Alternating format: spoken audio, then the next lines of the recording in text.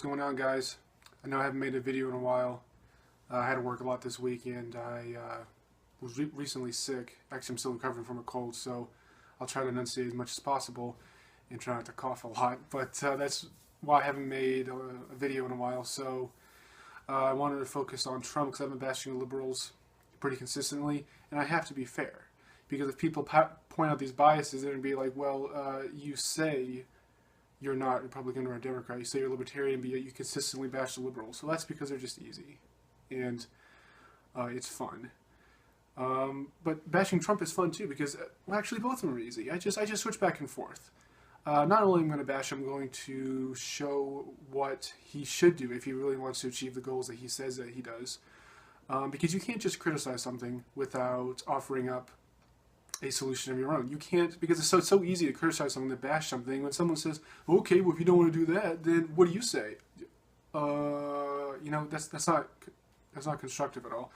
So we're going to talk about his latest promise, that he is going to promise health insurance to everyone. Now this, when I heard that he promised this baffles me as to why he would want to do that in the first place, why he would want the government to do that, because I thought Republicans hated Obamacare so fucking much is because the government was jumping into the healthcare sector of the economy and taking over and dictating all these things and making it hard for doctors and all these other things, so it makes no sense that they are criticizing Obamacare for doing these things, and Trump says, well, we're going to get rid of Obamacare and then we're going to put this new thing in that supposedly is going to insure every single American, but yet somehow cost less because people railed on Obamacare for costing so much money. And it's just like, why do you right-wingers buy into that for a fucking goddamn second? Look at the fucking numbers. There is no fucking way that he can do that.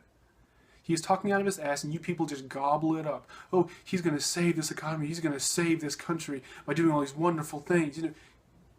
He is playing you for saps, and you're falling right into it. I thought Republicans were about balancing the budget. I thought the Republicans were about following the Constitution, as they so often claim for decades and decades, and yet their actions do not align with their words. That's why they're empty rhetoric. I don't care what Trump says in some speech, or what any Republican says in his speech about fiscal responsibility and balancing the budget and keeping the government out of the economy. Every president since World War II has increased the number of regulations in the economy every single fucking goddamn year. Reagan, who the Republicans adore him for cutting taxes even though he raised taxes a lot in his second term, and for reducing the size of government even though he increased it every single year. I mean, it's just the disconnect between what these people say and what their actions are. It's completely 180. I don't understand why anyone buys into this, that the Republicans are going to do these things when their actions have shown the complete fucking opposite. I mean, I'm just going to put up some graphs on the screen right now. Spending by president, it goes from Reagan for the first Bush to Clinton to the second Bush to Obama. Every single year has increased. Every single fucking year. There's not one year where they spent less than the previous year. So all of this is just fucking empty rhetoric. And the stupid fucking Republicans buy into it every single year. When has Trump said about balancing the budget? Well, he said he was going to reform Social Security and Medicaid and Medicare. So somehow, in his magical fantasy land, he is going to reform those programs so he can balance the budget, but he won't take away any of those programs from anyone. Now, any economist worth their shit can say that that is physically impossible. Those programs cost way too much fucking money. We have to cut those programs if we have even a chance of balancing the budget and getting rid of our debt. But these ignorant Republicans, the stereotypical rednecks living in Alabama who can barely fucking read, barely have a high school diploma, they don't even bother looking at the graphs, they don't bother looking at the numbers, and realizing that it is impossible to do what Trump says. But all they hear is some good speech where he's just gung-ho, and he's just like, yeah, we're going to do this, this, this, and that, and they just fall for it. Now you may say, well, all politicians say they're going to do these things, and then in the end up they don't. It's still wrong. It's still wrong because they are ruining this country by lying and saying, oh yeah, we're going to balance the budget, get rid of the debt, when every single year they don't. So, yes, all politicians do that. Libertarians don't. That's why I'm a libertarian. Gary Johnson said he is going to balance the budget. Look at his record in Mexico. That's exactly what he fucking did. He said he was going to keep the government out of the economy. He vetoed more bills than every single other governor combined. His actions correlate with his statements. Republicans and Democrats do not. They say one thing and they do another. And they fool the vast majority of Americans every single fucking goddamn year. And it's just so ridiculous. Let's look at some more numbers here. The federal budget is recording chronic deficits. And you can just look at this graph and just the 4 years since 1970, we have actually made more money than we spent. Was the last 4 years of Bill Clinton's term. So this graph defies the rhetoric of the Republicans. They say they're the fiscally responsible party, that they know how to balance a budget, that they won't overspend, that they do not want big government. Look at these fucking numbers. Complete dissonance between their rhetoric and their actions. As soon as George Bush came in, 2001, boom, look at those huge fucking numbers. And then look as Obama came in, boom, even just shattering records. And then it projects till 2022. Liberal economists who don't really believe in small government, don't really believe in the libertarian point of view, they will agree with me in the fact that the only way that we're going to balance the budget is to cut spending and raise taxes. We have to do both. You can't do one or the other and expect it to work. Like I said before in previous videos, even if we hypothetically taxed Americans every single cent that they made, so they literally got no money and they were just screwed, and the government takes every single penny that they made, it still wouldn't be enough to balance the budget because the government, that's how much it spends. Billions upon billions of dollars every single year. It's trillions upon trillions of debt over all these decades. So it won't fucking work. Even if we vastly cut these programs, like defense spending, get ourselves out of the 100 wars that we're in, slash domestic spending, blah, blah, blah, it's still not enough. Eventually, it might get to a point where we can get rid of the tax increases. Once we balance the budget, then we can get rid of the tax increases. But the taxes, you don't have to raise taxes. You just have to close the tax loophole. You just have to make everyone pay what they're already supposed to pay on the books. Just enforce the rules that you already have. You don't need to increase the rules. You don't need to increase taxes or regulations or anything.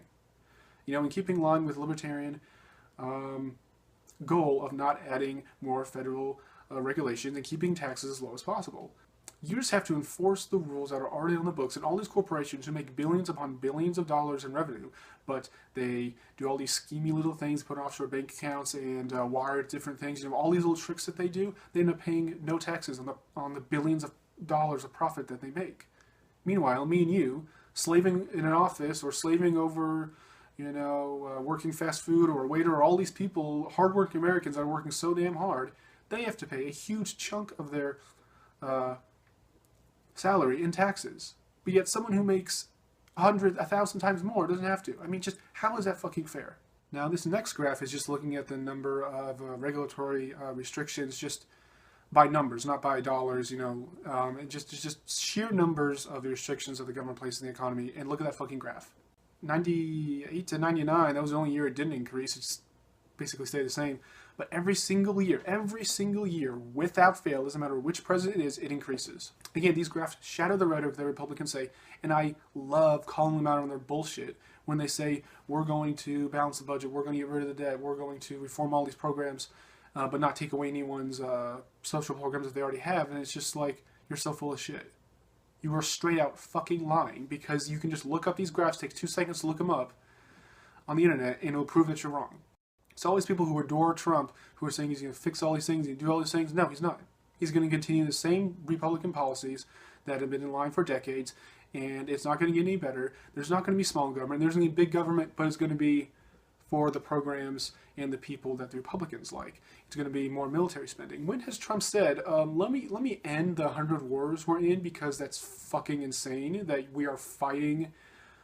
How many countries are there? 200? Let me look that up. 200 something. Load, come on. How many countries are there? Oh, 196. Okay, so basically 200. I rounded it up. There's 196 countries in the world. We are at war with 100 of them. So we're at war with more than half of the world's countries. That is just absolutely insane when you look at that. You know, it's mind-boggling. And you think that we're so fucking goddamn special that we have to be at war with more than half the world to be safe. We're sticking with Trump and how he's promising all these things that it's not going to fucking happen. People make excuses for him. They say, oh, all politicians do that. Oh, you have to give him a chance. Oh, listen to the speech where he said this, and that. No. I don't care about that. I care about the numbers. I care about the people that he's putting in these positions who have a record of doing the exact opposite of what he said he's going to do. Now, what is my solution to wrap this video up? Put a graph on the screen that people on the left believe in the blue, people on the right believe in the red. The libertarians take the best out of both ideologies, the moderate aspects of both these ideologies in the middle, and they believe the ones that are in yellow. People say that libertarianism is far right, and well, some of the radical fringes of libertarianism is, I will admit, the mainstream libertarians, what is in this graph is moderate. It is in the middle. It is not radical left, it is not radical right, it is moderate. I consider myself a moderate, even though I say all these things that are radical, you know, and mind-blowing. No, I'm the most moderate person. It's just that so many people are extreme nowadays. Most people are extreme left or extreme right. That moderation seems radical. It seems extreme because it's just so radically different than the norm. So this is my solution to balancing the budget. We have to cut defense spending, because most of the spending isn't really defensive at all.